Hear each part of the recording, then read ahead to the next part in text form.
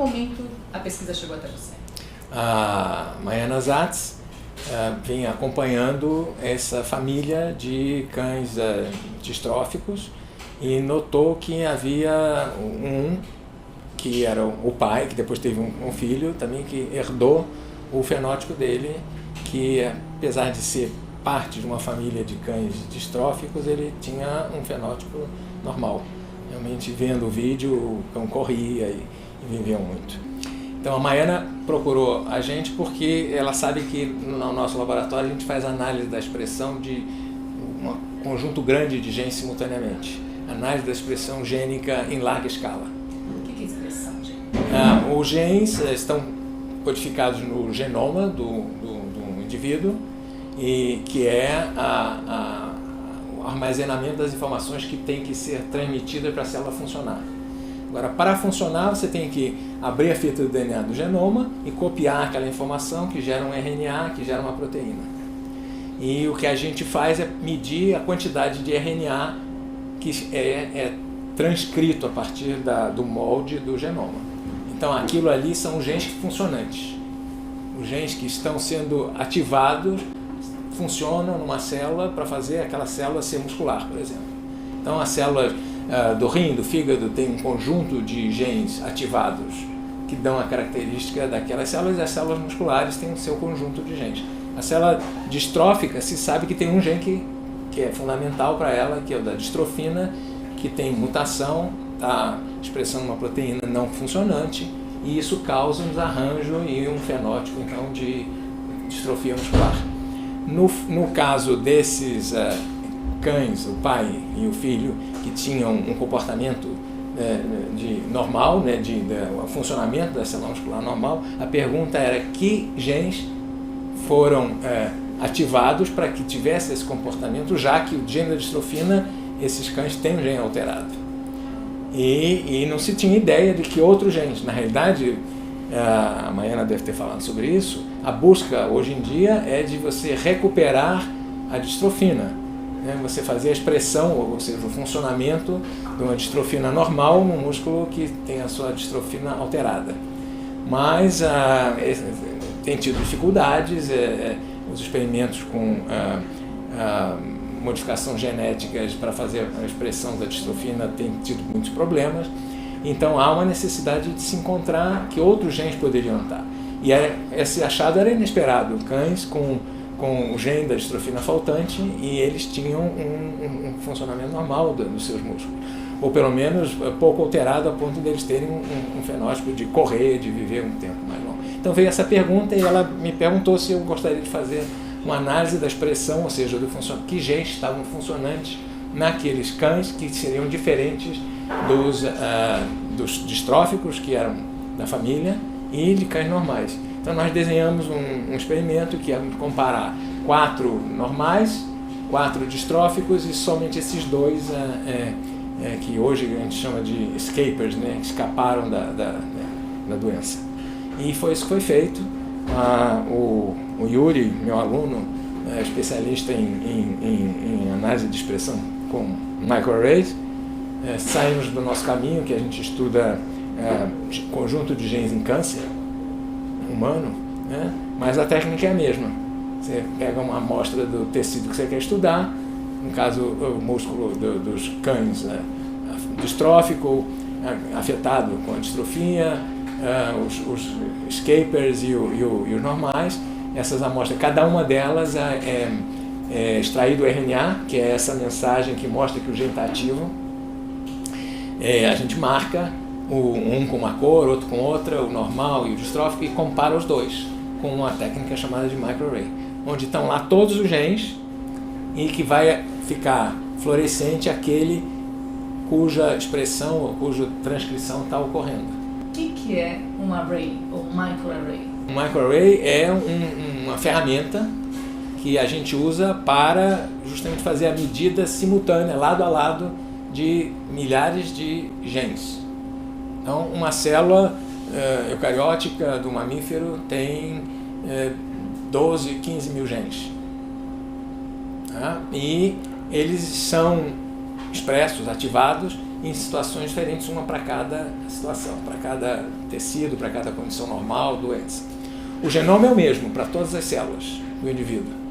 E uma parte está sendo ativada para uma célula e não para outra. Então o que a gente faz é retirar essa mensagem ativada, que é o RNA, e marcar e colocar nesta lâmina, que é chamado microarray, onde está uma cópia de todos os genes. Uma das fitas. E o RNA é a outra fita complementar, que foi lida a partir da fita do genoma. Então, é uma espécie de uma isca que está fixada numa lâmina e você conhece a sequência de cada uma, porque ela veio da informação do gene que você já conhecia. Você conhece todos os genes, o que você não sabe é quais estão funcionando ou não. Então você coloca lado a lado, é uma técnica chama microarray, microarranjo, porque são pontos muito pequenos, que são microscópicos, colocados lado a lado para que caibam 10.000 num pequeno espaço, para que se use pequenas a quantidade de amostra. Você poderia medir gene a gene, mas para cada medida de um gene dependendo do outro, você gastaria muito material. Então são pequenas amostras, no caso biópsia de um animal vivo, né? E com essa pequena quantidade de amostra de músculo, você extrai uma pequena quantidade de RNA, e que vai ser diferente aquele conjunto de um conjunto que veio do normal e do distrófico. Então extrai separadamente, marca separadamente de um fluorescente diferente, coloca os dois juntos em cima dessa lâmina e eles vão lá encontrar o seu par. O que está lá fixado e o que você marcou. Então o que marcou só vai encontrar o seu alvo daqueles que estão expressos. E aí você, sabendo a posição de cada um, que isso é feito hoje em dia por um fabricante, na realidade. Curiosamente, a Agilent é uma empresa que derivou da Hewlett-Packard, da impressora, jato de tinta. Eles, em vez de colocar tinta preta, vermelha e azul, eles colocam A, C, T e G em jato de tinta, sintetizam em cima do suporte a sequência que você dá. Então, há uma reação química, deposita o A, o C, o T e a sequência de cada gene. A gente sabe, porque tem um mapa no computador onde foi depositada cada sequência. E ela está lá, imobilizada e muito reprodutível, porque é um método industrial de produção dos arrays, isso é um componente muito importante. O início do microarray, a gente construía cada um. Hoje em dia, você coloca os 15.000 genes com alta reprodutibilidade na quantidade certa de cada um, quer dizer, o suporte é muito homogêneo. E as variações de luz que você vê, elas estão só relacionadas com a variação da quantidade de amostra que você está testando, né? E aí você faz as imagens. Você coloca no array as duas amostras, cada uma marcada diferente, você pode quantificar quanto daquele gene tem no normal, quanto tem no distrófico, quanto tem no escaper. E brilha? Brilha, fluorescente. Não é luz visível. A gente converte em verde e vermelho, mas na realidade é uma luz fluorescente mais para o lado do ultravioleta, né? Então a gente não vê, mas o detector detecta e depois converte em cores artificiais no computador. Qual que é a diferença de um array, então, com sequenciamento genético? No caso, quando a gente usa o microarray, a gente extrai o RNA, que é aquela gene ativo, né, a mensagem ativa, expressa, e marca ele fluorescente, que vai buscar o seu alvo conhecido, que está fixado lá, porque eu digo, tem 15.000 genes. Só que esse é o conjunto de genes, codificadores de proteína já conhecido. E para os humanos, a gente imagina que conhece praticamente todos os genes.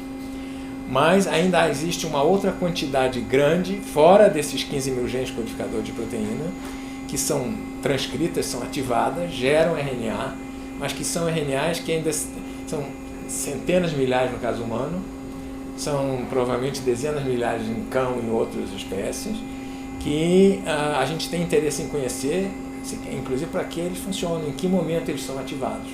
E estão mapeados ao longo do genoma, mas a gente não conhece exatamente quais são. Então, se a gente colocar ele, em vez de marcar e procurar já um alvo no array, a gente sequenciar cada um deles, a gente vai dizer quem são e quantos tem. Voltando para o estudo, a Mena trouxe as amostras e o que vocês descobriram?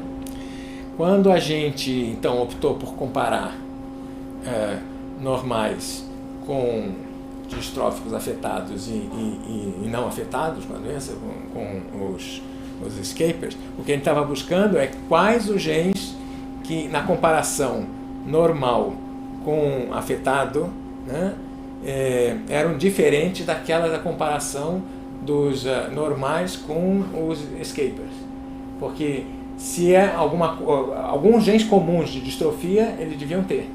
Mas deveria haver alguma coisa naqueles que não tinham o fenótipo, que eram os escapers, que era diferente quando você comparava ele com o normal versus os distróficos com o normal. E aí, ao comparar o escaper, que é um bom prognóstico, com os normais, a gente viu que tinha um conjunto de genes que era mais parecido com o normal do que com o distrófico. Então eles estavam aumentados, a maior parte dele aumentados, eram 66 genes, né, que estavam aumentados, a maior parte deles aumentados, um pouco diminuídos, aumentados nos escapers em relação ao normal, e esse caso não era visto nos distróficos em relação ao normal. Então, esses eram os candidatos que, ao aumentarem, estavam compensando as deficiências da distrofia. Desses 66, havia um que ele não era comum, ele nem sequer estava afetado, não era não só igual, como ele não estava afetado nos distróficos. Parecia que ele tinha surgido, ele não é expresso nos distróficos, ele é exclusivamente expresso no escaper. Os outros, eles são mais expressos nos escapers do que no distrófico. Esse parecia que era um que acendeu, que foi ligado, que deveria ser, talvez nesse raciocínio simplório, deveria ser o principal.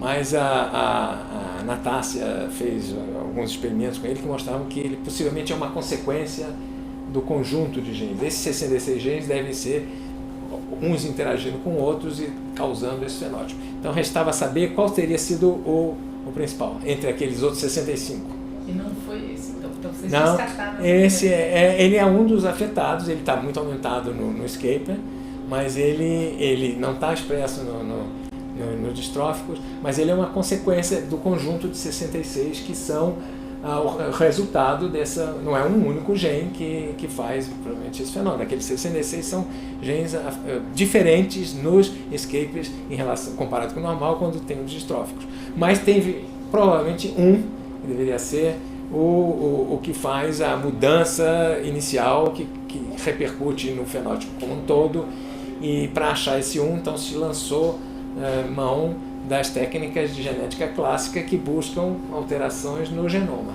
Como é que foi achar aquele gene e depois descobrir que não era? Olha,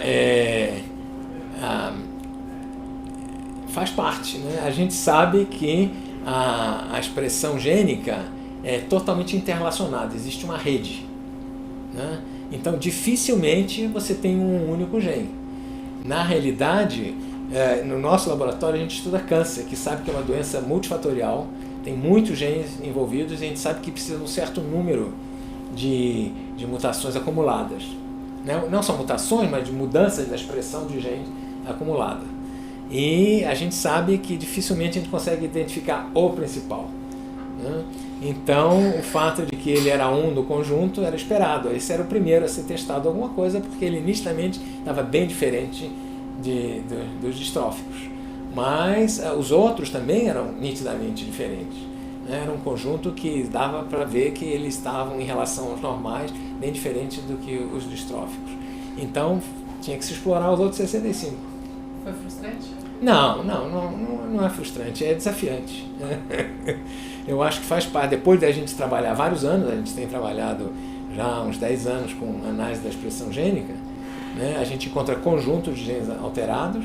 A ideia é que você tem alguns genes que são mais determinantes, né? Do que outros, mas uns chamados drivers, eles são os genes motores do fenótipo, né? E outros chamados passageiros, né? Um é o motorista e outros passageiros, o que conduz. Mas primeiro não é um só, geralmente, né? E depois, no caso, aqui é um caso, né? Que você está vendo multifatorial. A distrofina não está presente nesse. Então ela é o gene causador da distrofia, é uma doença que teria um gene associado. Mas na realidade dá para ver que existem possibilidades de compensação. A célula tem vários mecanismos que interagem e que esse esperamento tem vários genes cooperando para essa mudança do fenótipo. Né? Dos 10 a 15 mil genes que uma célula eucariótica tem, alguns milhares, poucos milhares, tem a ver com o metabolismo central, produção de energia que toda célula precisa, transporte para dentro e para fora da célula que toda célula precisa. Depois, aqueles outros, você tem vários milhares de genes que seletivamente são escolhidos alguns, mas nunca é um. Uma célula tem uma característica porque tem alguns milhares, 2, 3 mil, que são particularmente de músculo, são outros 2, 3 mil que são de cérebro. Então, na hora que você encontra uma mudança tão grande no fenótipo, que a ponto de que o músculo funciona bem, né, e sustenta o peso no animal em larga escala, como de peso, né, como é um cachorro, que é um modelo importante justamente porque o músculo é bastante demandado, igual no humano, era de se esperar que fosse um conjunto de genes. Então é desafiante você poder, né, ter em mãos 65 comparado com os 10 mil genes que o cão tem, é muito importante. Né? Já tem e tanto se mostrou que era um conjunto bem definido, que ao comparar com a informação que veio do genoma, sobrou um só. Era a sobreposição entre os afetados no seu controle, que é no promotor que apareceu no genoma, e afetado na sua expressão que apareceu no array. Quando vocês perceberam que não era aquele gene, o que tinha para fazer? Buscar as regiões que controlam aqueles 60 e os outros 65. Parecia uma sala sem saída, assim? Requeria outros métodos, né, que a gente pode fazer aqui. No grupo da Maiana, eles têm feito isso, porque eles justamente estudam doenças hereditárias, né, que muitas vezes são raras e que tem poucos indivíduos, tem alguns genes candidatos, mas não se sabe, e você tem que fazer uma varredura do genoma. Né? Hoje em dia se combina aqui em vários grupos informações genômicas com informação de transcrição, de expressão. Né? Mas em muitos casos em doenças que já se sabe a ligação, já está reduzida a uma certa região por estudos de uma população grande, né? E você já tem regiões candidatas, então você vai sequenciar em detalhes aquela região candidata. Essa promessa de sequenciar o genoma de todo mundo ainda está acontecendo recente no mundo, né?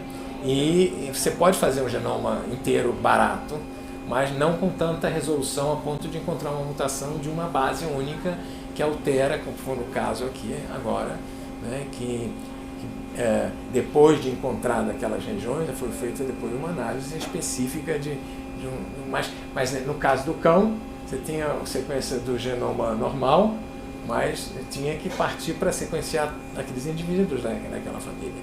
Então, era um experimento que requeria mais recursos, um investimento.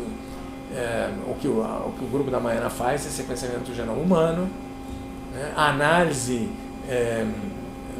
da informação de sequência genômica requer umas ferramentas especiais, e para fazer a do cão, o grupo que se associou lá nos Estados Unidos que tinha experiência nisso. Então, acho que foi uma coisa bastante acertada da Maiana, em parceria com o grupo que fez a parte da análise da expressão com o pesquisador brasileiros, a Natácia, mas em colaboração com ele lá. Acho que acelerou a pesquisa. Agora, você teria parado naquele gene, foi publicado, acabou? Isso é uma questão que é muito difícil hoje em dia. Entre nós, a gente sabe que para aumentar o impacto da pesquisa da gente precisa fechar mais o ciclo. Né? A gente precisa tomar não como um desafio intransponível, um desafio que a gente quer ir à frente, mas as nossas condições de acesso a tecnologias variadas que mudam em função do resultado do experimento e mudam para a semana seguinte, né, a gente está muito limitado nisso. Então, a gente mesmo se cobra, e eu acho que os financiadores também têm razão de se cobrar, de que a gente tem que buscar um impacto maior, fechando um ciclo e não parando no primeiro passo, né? Mas a competição nessas áreas é muito grande e muito desfavorável para nós, porque o resultado, quando surge da bancada, né, hoje em dia você tem muitas possibilidades para escolher e várias delas requerem uma mudança muito grande do que você está fazendo na sua bancada. Os reagentes são similares, mas são outros. Você tem que comprar, você tem que entrar para avançar um pedacinho no próximo passo entre essa e aquela possibilidade. Você não pode esperar 3, 4 meses.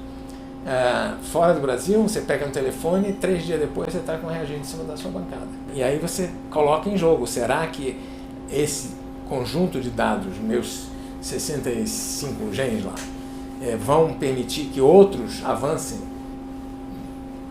tanto quanto eu, ou mais rápido do que eu, e que isso é mais justo, por exemplo, para a ciência? Então você vai estar contribuindo com o insumo para a pesquisa dos outros, e não com o resultado final. Então é uma decisão muito difícil. Não é que a gente não tenha capacidade, não tenha vontade de fazer, mas a gente tem que se defrontar com a realidade das dificuldades de acesso rápido e mudança de rumo na tua pesquisa. Esse é um caso típico, né, de que você agregar outras tecnologias, outras abordagens, as equipes vão ser mobilizadas interdisciplinares e para fazer análises diferentes. E a gente ainda tem também, mas isso é igual lá fora também. Você tem, por exemplo, em informática, que é preciso, né, uma grande quantidade, em larga escala, tem limitações no mundo inteiro. Eu acho que o que tem de diferente e muito desfavorável entre nós é acesso na bancada à mudança da técnica que você estava usando e que precisa trocar de reagente, precisa trocar de... Eles custam pouco, mas eles não estão acessíveis, né? Eles chegam aqui muito depois do que já deviam ter. Então, cada mudança você acrescenta 3, 4, 5 meses, quando devia ser 3, 4, 5 dias. Né? Você testa, custa $200, $300 um novo kit, você não é por aí. Semana seguinte você tem uma terceira ideia. Mas, então a gente se associando lá fora, às vezes manda para fazer lá fora, faz mais fácil você pagar uma passagem de $1.000 e o aluno fazer uma parte da pesquisa lá fora. E foi o que aconteceu no caso aqui. Qual para você foi o impacto de ter uma publicação que vai sair na Cell? Eu acho que é importante uma publicação numa revista de mais impacto como uma indicação de que a gente justamente fechou aquele ciclo que avançou numa área inesperada, né? E que não é a primeira hipótese tão óbvia, e que a gente conseguiu levantar uma hipótese que abre um caminho, né, mais sólido, digamos, uma hipótese inesperada e plausível, mais próxima de uma solução definitiva. Não quer dizer que publicar em revistas de menor impacto não vá contribuir, mas eu acho que é exatamente a noção de que você constrói um tijolinho que, né, é uma base que é importante, mas faz parte, se não tiver vai ficar um buraco, vai faltando, então você vai publicar aquilo, mas à medida que o muro vai crescendo ele fica mais visível quando ele ficar mais alto, e talvez o acabamento lá em cima, se ele, né, tem um relevo mais interessante, ele chama mais atenção na vista do que aqueles blocos que estão no meio do caminho. Então quando a gente olha para cima e vê um pedacinho que a gente colocou, a gente pode ficar feliz ali também, mas eu acho que não é a única maneira. Não é a única maneira. Se você vê que você está publicando algo que vai preencher um buraco na construção do muro, eu acho que é tão válido quanto. O que tem que tomar cuidado é que se você não está simplesmente, né, substituindo um conhecimento por um outro muito similar e que, tudo bem, a sua peça pode encaixar, mas já tinha uma outra que encaixava quase tão bem ou às vezes melhor. Então, nesse sentido, você está publicando coisas que não são tão originais, vai ser uma escolha de você construir ao lado um muro que é muito parecido com o seu, né? Ou, digamos, vamos falar numa escada, que vai subir, falar num muro, a gente pode pensar numa escada que vai levar para algum lugar. Né? Você pode colocar os teus degraus lá que podem ter a mesma altura e a mesma contribuição que um outro que já estava lá. Então, se você dá uma subida num degrau mais alto, você chega mais rápido lá em cima, você pode ficar mais feliz. Foi original? Então, vocês deram essa contribuição? Eu acho que essa contribuição, o conjunto, né, do esforço de 3 equipes diferentes, né, uma aqui no nosso grupo, outra na Maiana, outro no grupo lá de Boston, eu acho que juntou e de uma hipótese levou para outra e chegou a um conjunto que abre uma porta muito interessante. Se nós tivéssemos publicado aquele conjunto de genes expressos, outros viriam para fazer isso que foi feito agora. Vamos ver entre eles qual que é realmente o que tem mais chance de ser. E demorou vários anos, essa pesquisa tem mais de 5 anos. O primeiro resultado saiu há 5 anos atrás, mais de 5 anos atrás. Tem que persistir. Então teve que persistir, testar várias hipóteses, e 5 anos depois a gente... se fôssemos computar um trabalho a cada 5 anos, né, então nem todos os trabalhos vão ter esse ciclo de vida. Né, porque tem coisas que vão ser mais bem exploradas por vários grupos ao mesmo tempo. Aqui parecia que tinha uma chance de que estava em mãos de um grupo muito experiente. O grupo de Boston foi quem descobriu a distrofina. E o grupo da Maiana é um dos melhores, um dos principais grupos no mundo que tem acesso a conjunto de pacientes com característica cada um específica, onde pode aparecer um que tem um fenótipo diferente. No caso, a Maiana não só busca pacientes, como busca modelos. Então ela tem um modelo do cachorro que é importante e não é um acaso, é aqueles acasos que acontecem quando você tem olho para ver. Está olhando e tem capacidade de distinguir. Né? Então é aquela serendipity, né, que surge, né? É uma observação inesperada, mas que foi feita por alguém que teve capacidade de ligar os fatos. E isso é uma característica importante do grupo da Maiana, que estuda essas doenças hereditárias num conjunto muito grande de pacientes e dando acesso a modelos, por exemplo. Né? O modelo do camundongo, o modelo da galinha distrófica, né? E do cachorro. E com isso abordando de várias maneiras diferentes. Então, em algum momento, eu acho que aí a decisão estratégica da Maiana é dizer, não, esse é um achado que a gente pode ir atrás até completar um ciclo e esperar 4, 5 anos.